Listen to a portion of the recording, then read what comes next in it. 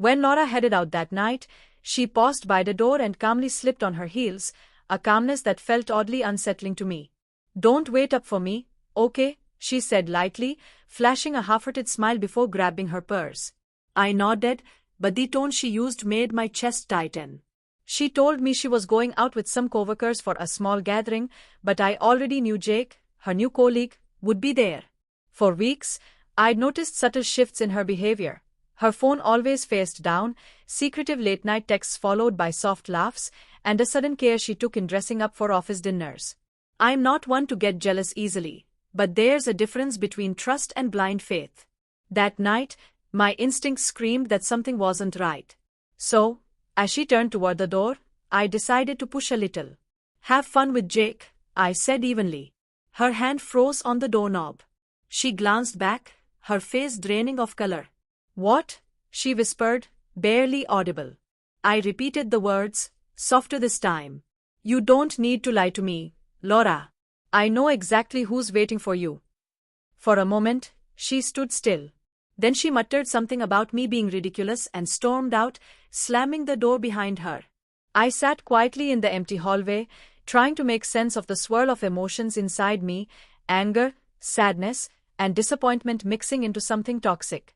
I didn't chase after her. Instead, I pulled out my phone and checked the location app we both used for safety. She'd forgotten I could still see where she was going. 10 minutes later, the little DOT on the map shifted, not toward the restaurant she mentioned, but to a hotel across town. My worst fear was real. I didn't yell or call her. I just stared at the screen, realizing how quietly my marriage was slipping away. Slowly, I packed a small bag, not to leave forever, but to give myself room to think. Every picture on the wall suddenly felt like a lie, every memory tainted with betrayal. About an hour later, my phone buzzed. A text from her, "You still awake?" I didn't respond. 5 minutes passed, then another message, "Sorry if I upset you earlier. It's just work stuff." Still, I said nothing. Silence spoke louder than any words. Then the phone rang. Her voice was shaky, no longer calm or certain. "Why did you say that about Jake?" "What do you mean?" I asked quietly. "I mean, what do you know?" I answered softly, "You weren't where you said you'd be." The line went silent. I could almost hear her breathing quicken. Within 15 minutes, the DOT on the map began moving again, this time fast, heading back toward our house. She didn't send another message. She just rushed home. When I heard the jingle of her keys, I stayed seated on the couch, waiting. She burst through the door, hair disheveled, eyes wide with panic.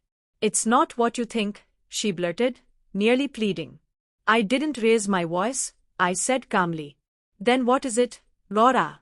You were at a hotel with Jake, and you expect me to believe it was just work." Her lips trembled, tears gathering in her eyes. "It was stupid," she whispered. "Nothing happened. I needed attention." For the first time, I saw how far apart we drifted.